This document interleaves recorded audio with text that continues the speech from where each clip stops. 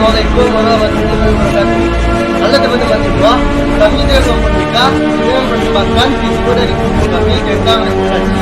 Kami beranggotakan saya sendiri, Ostradi, BP 1910 21 20 39. Toti Pradana Wilarsa, BP 1910 21 30 09. Pakil Prawinata, BP 1910 21 10 65. Nadia dengan BP 19 10 21 30 04. Untuk videonya, ayo kita lihat video selanjutnya. Baiklah, saya akan menjelaskan tentang respirasi. Respirasi memiliki arti bernafas. Respirasi dilakukan oleh semua makhluk hidup sebagai proses kehidupan. Nah, pada kesempatan kali ini, saya akan menjelaskan tentang respirasi tumbuhan. Respirasi tumbuhan adalah proses di mana tumbuhan menyerap molekul oksigen dari udara untuk menghasilkan air, karbon dioksida, dan energi yang dibutuhkan oleh tumbuhan untuk tumbuh dan berkembang. Respirasi sendiri terbagi dua, yaitu respirasi aerob dan respirasi anaerob. Respirasi aerob yaitu respirasi yang membutuhkan oksigen dalam proses terjadinya, sedangkan respirasi anaerob adalah respirasi yang tidak membutuhkan oksigen dalam proses terjadinya. Selanjutnya,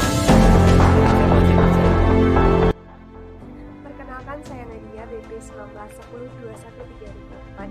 Di sini saya akan mencoba untuk memaparkan perbedaan antara respirasi aerob dan respirasi anaerob. Perbedaan yang pertama yaitu pada respirasi aerob membutuhkan oksigen dalam proses respirasi, sedangkan pada respirasi anaerob tidak membutuhkan oksigen. Dan perbedaan yang kedua adalah energi yang dihasilkan. Pada respirasi aerob menghasilkan 36 ATP energi, sedangkan pada respirasi anaerob hanya menghasilkan 2 ATP energi. Yang ketiga adalah hidrogen yang dilepaskan. Pada respirasi aerob menghasilkan karbon dioksida dan air dengan sempurna, sedangkan pada respirasi anaerob menghasilkan karbon dioksida dan oksigen yang tidak sempurna. Dan yang keempat adalah hasil samping, di mana pada respirasi aerob menghasilkan hidrogen yang terlepas dan air, sedangkan pada respirasi anaerob menghasilkan asam laktat dan etanol. Yang kelima adalah proses dan tahapan, sedangkan pada proses respirasi aerob terjadi proses yang kompleks, yaitu terjadi glikolisis, siklus Krebs, dan transport elektron. Sedangkan pada respirasi anaerob hanya terjadi proses sederhana, yaitu glikolisis atau disebut dengan fermentasi. Di mana perbedaan yang keenam terletak pada tempat terjadinya, di mana proses respirasi aerob terjadi di mitokondria dan respirasi anaerob terjadi pada sitoplasma. Kelas selanjutnya adalah faktor-faktor yang mempengaruhi proses respirasi, di mana faktor-faktor yang mempengaruhi proses respirasi itu ada dua, yaitu yang pertama faktor internal, yaitu faktor yang berasal dari dalam, dan yang kedua adalah faktor eksternal, faktor yang berasal dari luar. Di mana faktor internal diantaranya adalah faktor protoplasmatik dan faktor konsentrasi substrat respirasi yang tersedia. Sedangkan faktor eksternal itu meliputi temperatur, cahaya, konsentrasi oksigen yang ada di udara, konsentrasi karbon dioksida, tersedianya air, luka pada organ tumbuhan, senyawa kimia, dan perlakuan mekanik. Baiklah, saya akan melanjutkan presentasi dari teman-teman saya tadi, yaitu tentang tahap-tahap respirasi aerob dan respirasi anaerob. Yang pertama yaitu respirasi aerob. Pada respirasi aerob itu terjadi 4 tahapan, di mana tahapan yang pertama yaitu namanya glikolisis. Pada tahap glikolisis ini nantinya akan mengubah glukosa menjadi asam pirufat yang bernilai 2. Dan selain asam pirufat yang dihasilkan, nanti pada tahap glikolisis ini juga akan menghasilkan energi yang bernilai 2 dan Na2 juga bernilai 2. Dan glikolisis ini terjadi pada sitoplasma.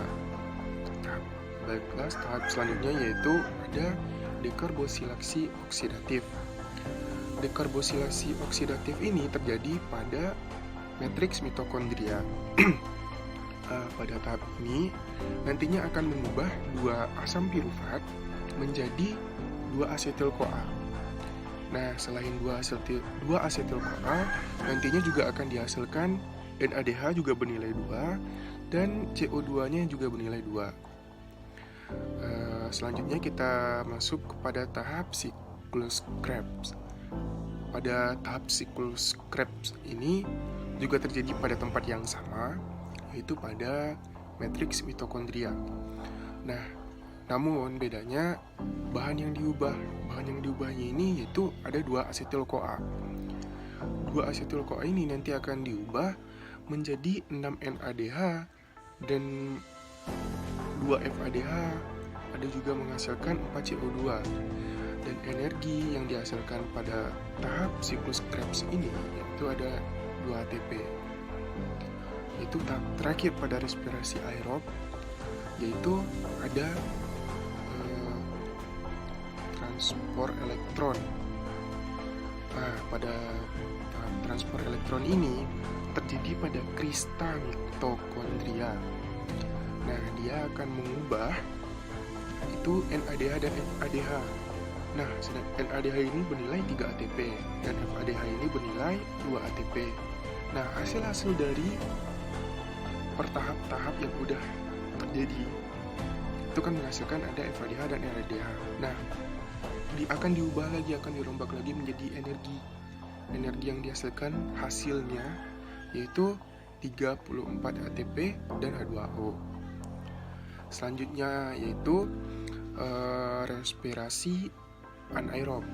Nah, pada respirasi anaerob ini lebih simpel, hanya terjadi 3 tahap respirasi. Di mana tahap yang pertama itu tetap sama, yaitu glikolisis.